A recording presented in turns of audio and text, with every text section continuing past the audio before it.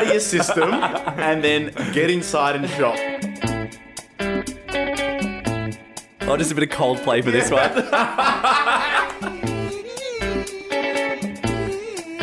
I think you two are in cahoots. Get out of here, both of you.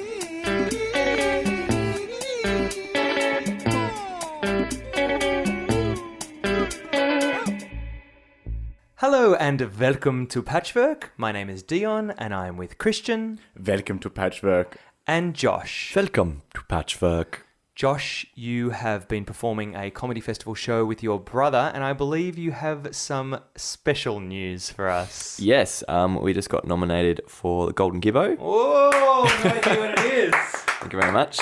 So it's one of the two major awards of the festival, along with the Barry, which is for the best show. The Golden Gibbo, 6 shows were nominated, and it's for local independent productions that have a really strong artistic vision and have sort of strived to achieve something unique and something different, and very clearly states, without any concern for commercial success.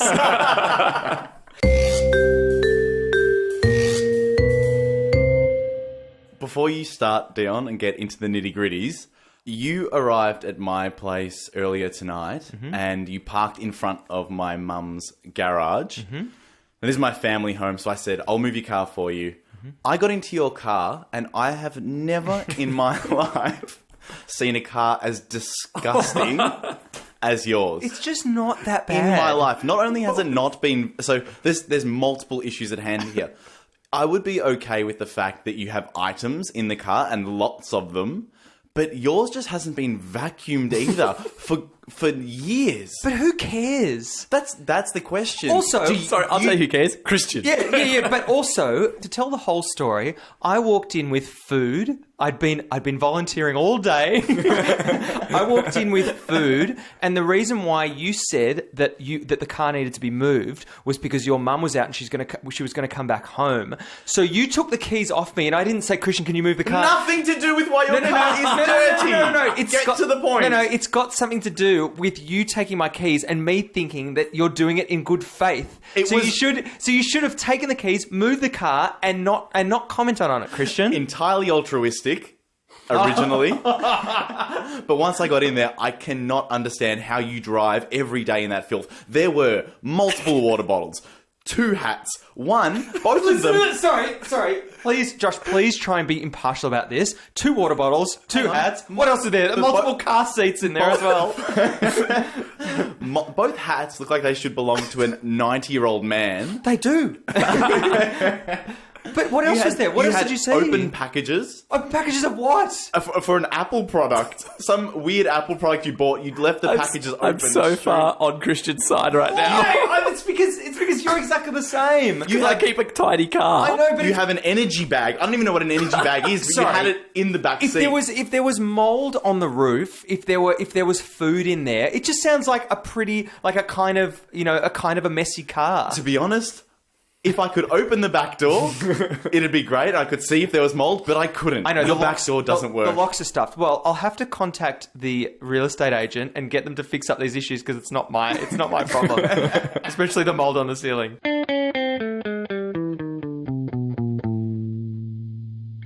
I was at work the other day and I was using the bathroom facilities, and so I went in and went into the cubicle, and shortly after someone else entered the cubicle next to me.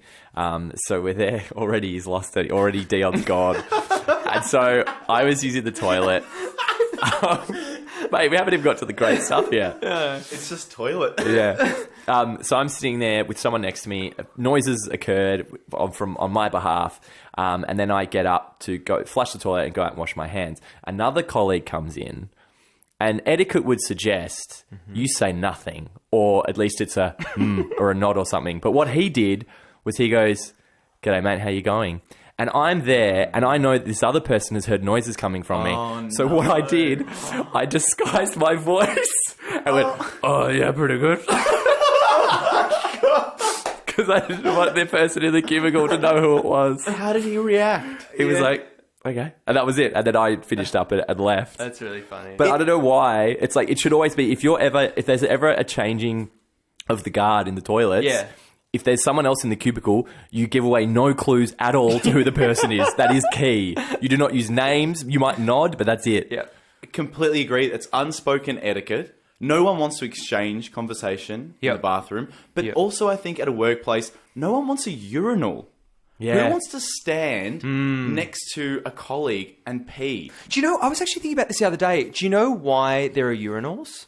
I reckon it's because they're cheaper. They're cheaper. Yeah. They're cheaper than normal toilets. That's the only reason why they put them in. The dumb thing with the one at our work is it's like 1.5 person.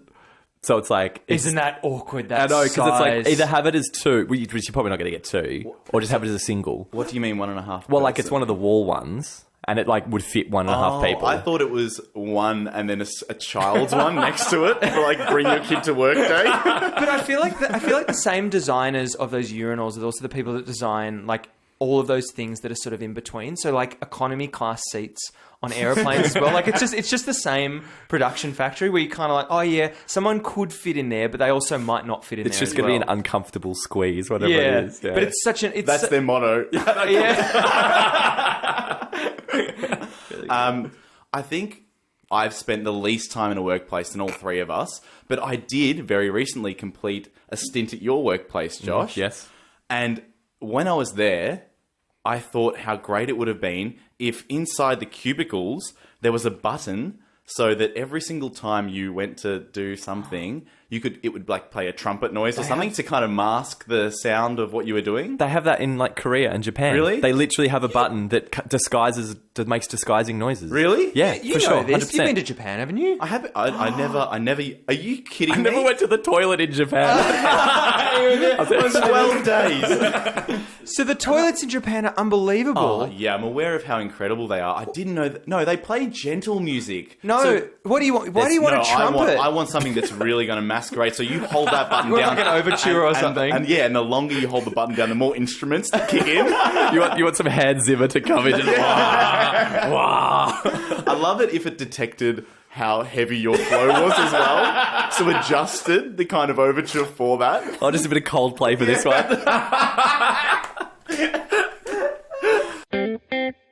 I think it's really important with workplace toilets that they maintain a proximity from where you work. Mm-hmm. Yep. So maintain a proximity from where you work and maintain a proximity from the kitchen. Because I've been in so many situations where the kitchen and the toilet have been close together and the bleeding of smells is insufferable. Do you know what this reminds me of? Recently, I've been looking for places to live, and I've been inspecting all these different properties. And what you find in the way that properties are laid out, like the floor plan, some developers are having a laugh with the kind of like it's unbelievable. I went to this one place. You walk in, bedroom on the right-hand side. Actually, I'll tell you two stories. The first story, you walk in on the right-hand side, and then there's a second bedroom, and there's no built-in robes in either bedroom. They're all in the hallway on the left-hand side. What? And the second bedroom had a glass sliding door that led onto the kitchen. The second story was that That's not a bedroom. The second story was that I went to another inspection, and it was populated by the tenants. So the tenants were still there. The first room on the right was the biggest mess. It was worse than my car. It was the biggest mess you've ever seen. And then you walk into the living room. Walk past the second bedroom is fine. Walk into the living room. And one of the tenants was just there sitting down reading a book. And there were like 30 people going through and she was just sitting there reading a book. It was the weirdest thing. You could tell that they were getting kicked out or something. I love it if 1/3 of the couch was incredibly messy and the rest was really clean. I find it really interesting, this idea that people in offices are starting to replace seats with treadmills. Have you heard this? What? Yeah, it's this kind of like promoting action and trying to stop the culture of sitting down, the sitting culture. I like standing desks. Yeah, and stuff, yeah. but So this is a step desks, above that. But this is another level. So some workplaces are bringing in like these mini treadmills that you can walk on as you're working. And You can't. Yeah. No, you can't. Yeah, but I had this idea that what happens if the contractors that came in replaced all the seats, including the toilet seats. So you went to the toilet and it's just a treadmill. Just got to keep active. But he's the urinal, I guess.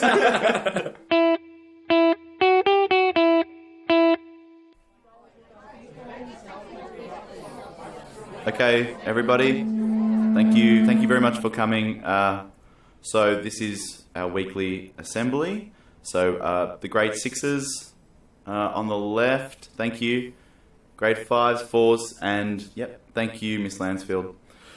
Okay, so thank you for joining us, and I'll just get straight to it. We've got our physical education teacher, Mr. Johnson, who would like to address you first. Mr. Johnson? Thank you very much. Congratulations, firstly, to the Year 5 boys football team who won the Interschool Sports Day last week. They were fabulous in their performance, and we really would like to honour those students. They played very well and deserve a huge amount of congratulations. Just on a side note, as most of you will know, the new courtyard has just been completed, and we're very much looking forward to students playing in the new space, but there are no balls to be used in the courtyard. But yeah, that's all I wanted to say on that. I'll hand over back to the headmaster. Thank you very much, Mr. Johnson. So another congratulations to the grade 6s. Next, we've got Miss Lansfeld, who is our music and performing arts teacher. Miss Lansfeld. Thank you. I'd just like to mention we've had a spate of stolen instruments lately. I know some of the grade 4s have had their recorders stolen. We have only had a couple of them return. They seem to have a strange smell to them. So if you could just make sure that everyone's keeping an eye on their instruments. Also, I'd just like to mention about the courtyard. There is to be no people on the courtyard at all. It's just we've just had some issues with some of the surface. It's starting to come up, and there's some roots. So there's it'd be dangerous to trip on. So if we could just avoid use of the courtyard, that'd be great. Thank you. I'll back to the principal. Thank you very much, Miss Lansfeld. Next, we've got Mr. Polak, who is our librarian. He's been noticing some issues with book returns, so I'd really like everyone to pay attention. Mr. Polak. Thank you very much, Headmaster. I just wanted to address some issues we've had. We've had some overdue books, and we're actually going to be upping the fee for lateness books from 5 cents to 10 cents a day. It's very important that the books are returned to the trolley on the left. On a side note, we're pleased to have a courtyard, but we're quite concerned that students are taking it for granted. So if you could pick up your rubbish and also make sure you don't kick the edging of the courtyard, like I've observed during lunchtime on the last 3 days, that would be very much appreciated. The courtyard is very important to this school. So thank you. Thank you, Headmaster. Thank you, Mr. Polak. That's very important that everyone listens to what he says about the book returns. Next, we have Mrs. Gabriel. She's our junior school director. She's going to be talking about the prep classes performance of Robin Hood this Thursday afternoon. That'll be on the courtyard.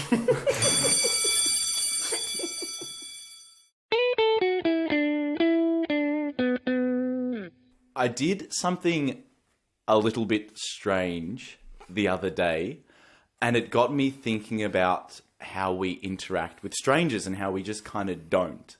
Yeah. Like we really avoid them at all costs. So I just parked my car and I was walking towards a shopping centre, and I kind of saw this guy who had kind of pulled his bike over and he was sucking on his camelback. You know, the big backpacks with water in them. And he was sweating a lot, and he was sucking it down like one of those farm animals, like a human feeding a farm animal a bottle. Yes. And his eyes were bulging out. Like at a kid's farm. Yeah. And I got really close to him, and I was really excited. I was like, yummy! I said it to him, and he kind of like spat up the water and started choking a little bit. I was like, "Oh, sorry, mate, sorry." Were you on your own? And just but it was just this instinctive thing. Like he was sucking on it so hard, I just needed to say, it just came out. And I walked by him, and I was like, "This guy was not expecting anyone at all to interact with him." That's great. And I blew past him. And I just walked inside the shopping centre. Because I find that my interactions with strangers very often come down to there's some element of common ground.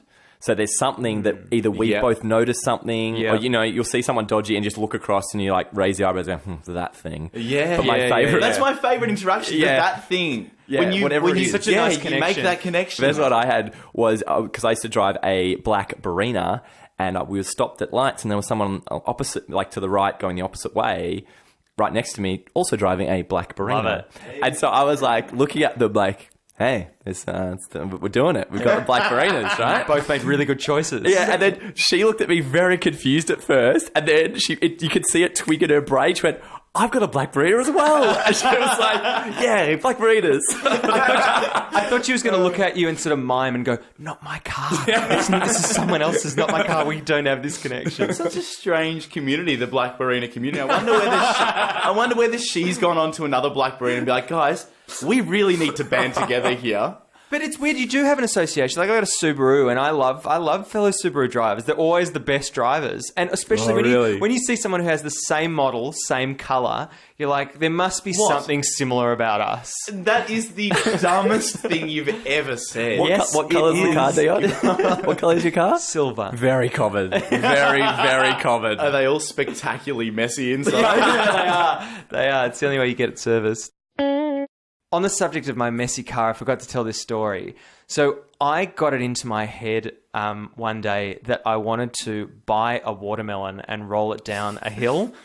And so I got it into my head. No, Josh, he did. I was part of that message thread, and he got it real stuck in there. So I went down to the food market, and I went to look for watermelons, and I was surprised they were so cheap. They were like $2.50 a kilo, and I thought, wow, that's really, really cheap. And so I picked one up, and I was like, oh, this is heavy. This is going to be a couple of kilos.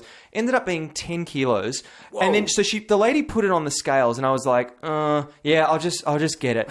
So I had this 10 kilo watermelon in my hand. I put it in the back seat of my car. Obviously, as Christian was saying earlier, the back seat, the back doors don't work, so I had to unlock them. I wedged it in between the driver's seat and the back seat, and I left it there. Anyway, the next day I went to a car mechanic. And 50 meters away from the mechanic, I realized that I'd had this watermelon in there. I was like, Jesus, I can't let them see that this watermelon is here. So what I did was I stopped the car, got out of the car, grabbed the watermelon, put it in the boot of my car. Put it in the boot, move it into the boot. Put it in the boot of my car, got the car fixed, cost me like $400 to get my car fixed. And anyway, time went by. I then, a couple of weeks later, I opened up I kind of noticed a weird stale smell in the back of my car. So I opened up the boot of the car, and lo and behold, the watermelon was still there. What a surprise. But I'd forgotten that there was a packet of liquid minestrone soup that I'd previously intended to use for camping, that the watermelon had repeatedly run over, and there was minestrone soup all over my car. There's minestrone soup all over my car, and thank God I'm unemployed, because that day I then had to get my car professionally cleaned. And it sounds like after today, it needs to happen again. I was there when you first opened the boot to discover the minestrone, and Dion's reaction was more so concern for the minestrone. He cleaned it up but left the watermelon there still. The watermelon had become a fixture of the boot. It's such good minestrone soup. It's got all these like great natural ingredients. Anyway, so I had to get it professionally cleaned. What are you doing with the watermelon? Oh, so Eat it or get rid of it. What happened to the watermelon? We all want to know. So for months, I tried to arrange accomplices who would help me roll this watermelon down the hill. So I tried to source different locations, like the top of my street. Sorry, you don't need accomplices to roll. It's not a fucking like giant Indiana Jones sized thing. It's a watermelon. This is going to be filmed. So I got some friends involved, created a thread on WhatsApp, and they were like, "Yeah, you should roll it. We should explode it. We should smash it with an axe." Sorry, Dion. No, we weren't. You were like that, and everyone was like, "I'm not sure I've got time to roll this watermelon down a hill." It came to the point where I told a few people about this. One guy in particular, a guy I know who's blind, he cannot see anything. He wanted he wanted me to attach bells to the watermelon so that he could be there to roll it down the hill. Anyway, the watermelon, the best thing about this was the watermelon. It went from my car, then it went into my house, and because I was living with my folks at the time, my mum kept on asking me questions like, "Dion, what are you doing with this watermelon?" I was like, rightly so. Yeah. And I was like, "Oh, don't worry about it. I'll use it." And it kept on going from place to place in the house. So it started in the kitchen, then it went to the lounge room, then it went to the living room, and went to all these different places. Anyway, it got to the point where the watermelon started to look very aged. It kind of looked like your grandparents look when they're like 89 years old. They've sort of got that, they've got those sort of sunspots that have developed over time. So what I did was I returned to the same market. I had the watermelon in my car. I took the watermelon out of my car because I couldn't arrange anyone to roll it down a hill. And I yourself, you idiot. And I placed it after hours in front of the market. And like sort of It's just like returning the baby back to the fire station. I returned it to its place of origin, and I thought it'd be really funny if the first person who gets to the market open the gates and go, oh, there's another one that someone's returned. Couldn't find someone to roll it down the hill.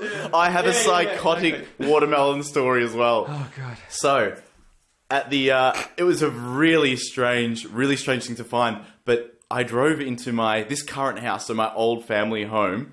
I was driving in one day when I was about 19, and I looked at our box hedges, our English box hedges, and I was like, what the fuck?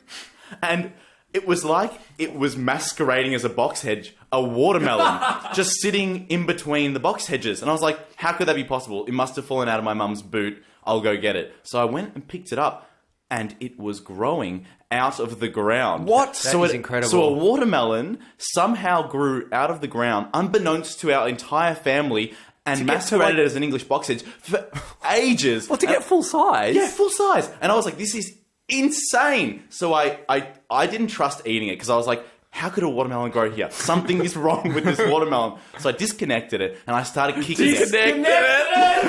Turned off the power.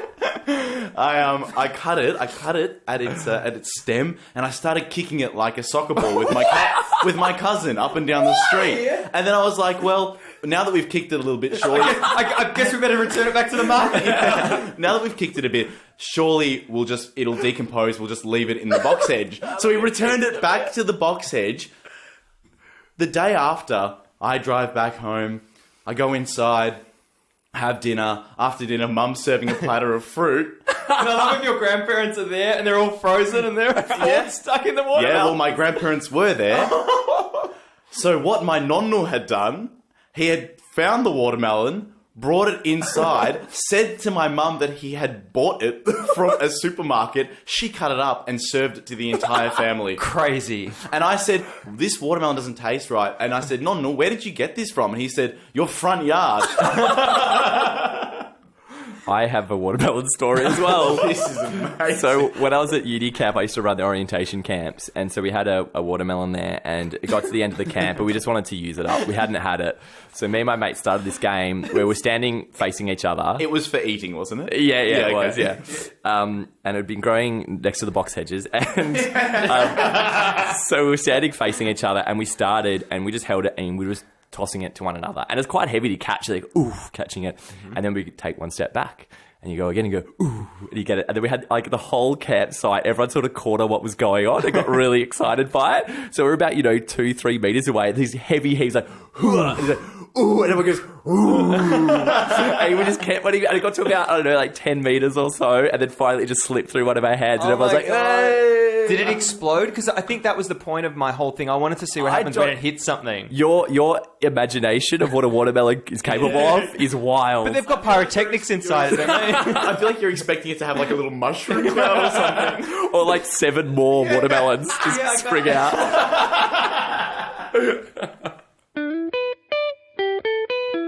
I have had this thought for a while, and it came to me the other day. I was having lunch with a friend, and I looked over to the table next to us, and there was a half-eaten salad.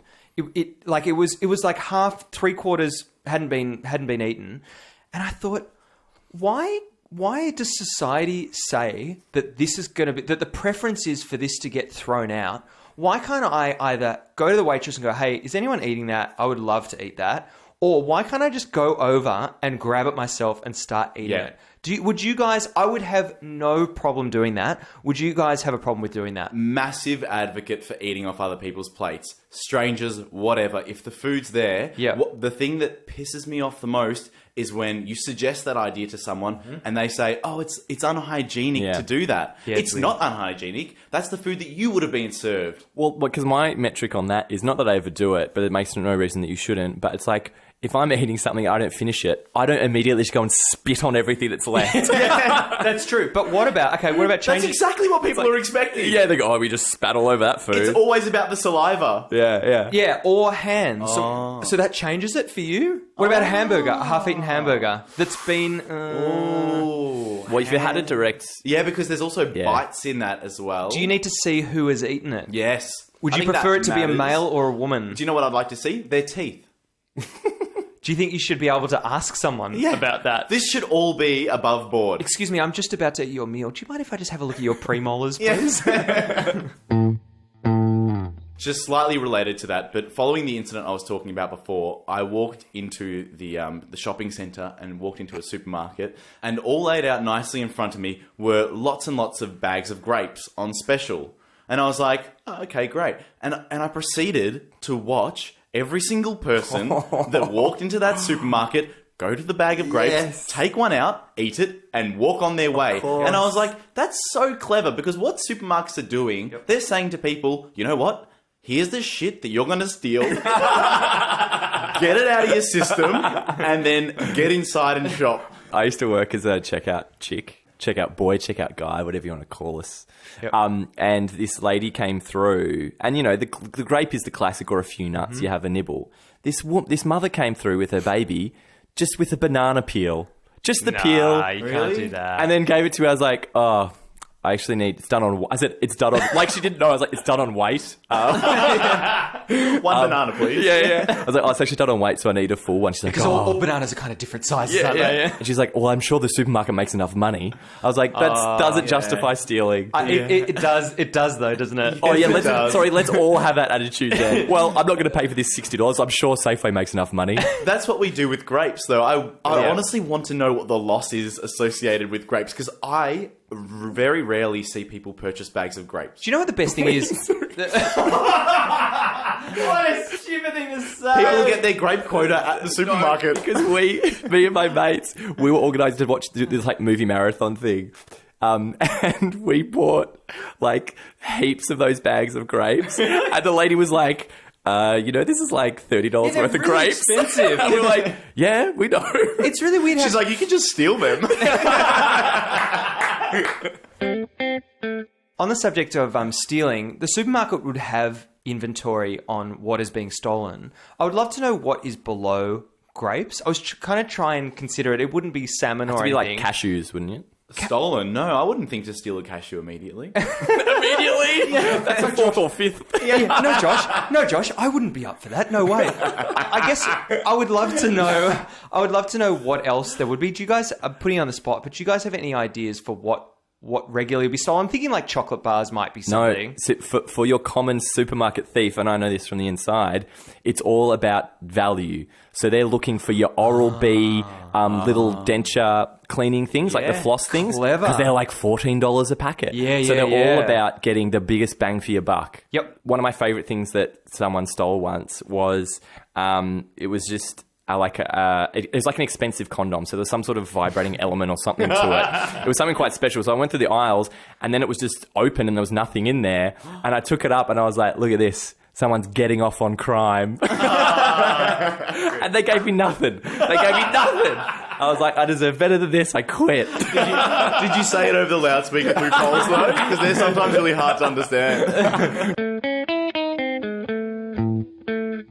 So lately with the election of Donald Trump, I've been thinking about how incredible it would be, and I've never thought about this before, and I've always heard that humans really love power and love hanging on to power, but how incredible it must be having executive power. So he's signed all of these executive orders, and basically most executive orders are for something where you're wanting to bypass Congress. Anyway, this isn't a political history lesson, but anyway, Congress can't bypass an executive order.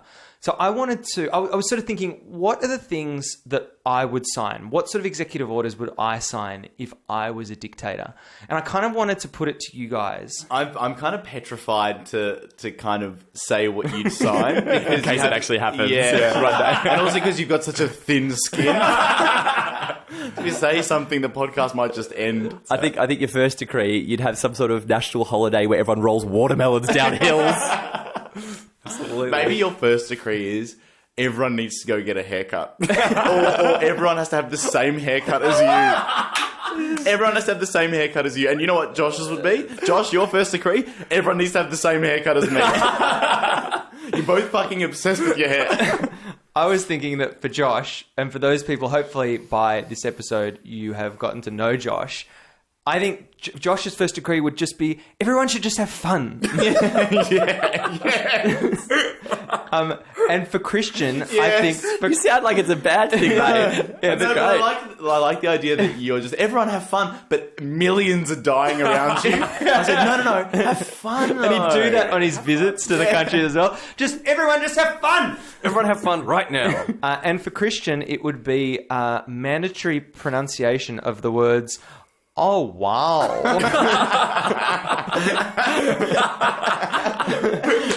Oh, wow. With you, Dion, I reckon you would also have some sort of rule that if there was something someone did that you didn't understand, they would just go to jail. That was it. You'd be like, I don't get why he's done that. Just put him in jail. I don't have to think about him anymore. Get him out of my life. I like the idea that a dictator has this, like, absolute power that they could effectively, like, I'd love to see a dictator who just did really dumb things, like put really dumb things in like their decree was that you kind of had to hop throughout the city. Everyone must hop. No one hopping. Straight to jail. For me, every dictator puts people in jail. So inevitably, Christian, you're going to put some people in jail. Yeah. But what would be great is that you would start to feel bad about it, and you'd go to them, and you'd have to be hospitable to them. You'd be like, sorry, mate, do you want a beer or do you want some food or something? You're in my house. You're in my jail. I'm just going to sort you out. So... I think Christian got off quite lightly, I reckon. I think I did really well out of this. I think you two are in cahoots. Get out of here. Both of you. Dictators are really strange because, like you were saying, Donald Trump is a dictator. Yeah. Like an executive order Yeah. is executing power. It's Yeah. dictatorial power. It's like Yeah. someone like Caesar. Like he's directly comparative to someone like Caesar. And another thing that I've got an issue with Caesar is that his death was so poetic. I hate that he said like something like Shakespeare wrote it, but he said something like and you, my son, et tu brute to Brutus, as if he wouldn't have just said, oh, fuck off, Brutus. Was the Caesar salad named after Julius Caesar? Yes. Because it resembled him? Yes. Or something? Yes. My lord. You have an uncanny resemblance to a Caesar salad. What is this? What do you call this salad? What does it look like? When we think about dictators, like kind of like, which is sad, I kind of immediately go to like, yeah, Hitler's. The Hitlers. The Hitlers of your world. The Hitlers, the Mussolinis, the Pol Pots. Yeah, the dictators. You go to those. Yes, but all of these dictators have these really striking features. Like, think of like Saddam Hussein. It's this amazing mustache. Yep. Hitler, amazing mustache. but when you think of like these iconic people throughout history, they've all got these incredibly distinct features. Like, think of Albert Einstein. Everyone immediately thinks of this frizzy hair. Yeah, no, you're right. There. It's kind of like that peacock effect. It's that, the very distinctive feature. So going back to if you were a dictator, what would be your iconic feature?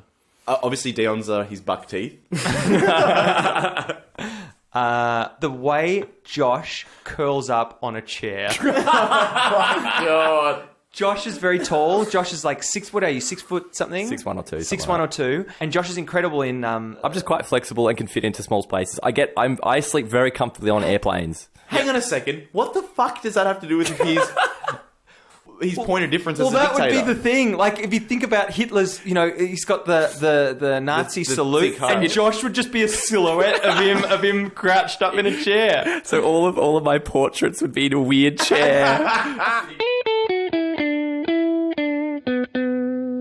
Really, really good. You know what's really, really good? Really, really good.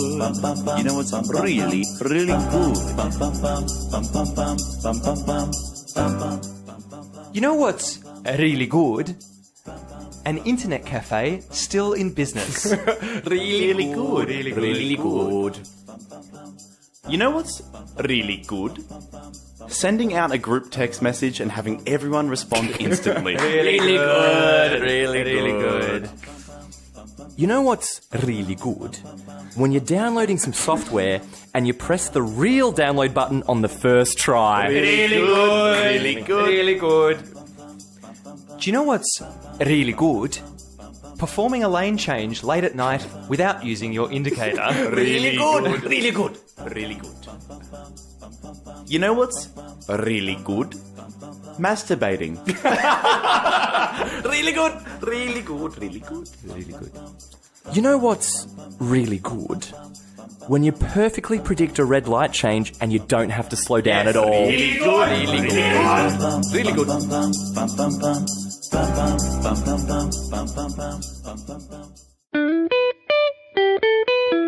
Thanks for listening to our podcast this week. If you have any suggestions or if you'd like to submit a really good, please search for Welcome to Patchwork on Facebook. And if you are enjoying the podcast, which we assume you are because you're listening, it'd be great if you could head over to iTunes and leave a review for us. Reviews are really important. They help us grow and they allow us to be really good. Reviews are really important, and yeah, we'd really appreciate a review on iTunes. So thank you for listening to Welcome to Patchwork. I've been Dion. I've been Josh. I've been Christian. Goodbye. Goodbye.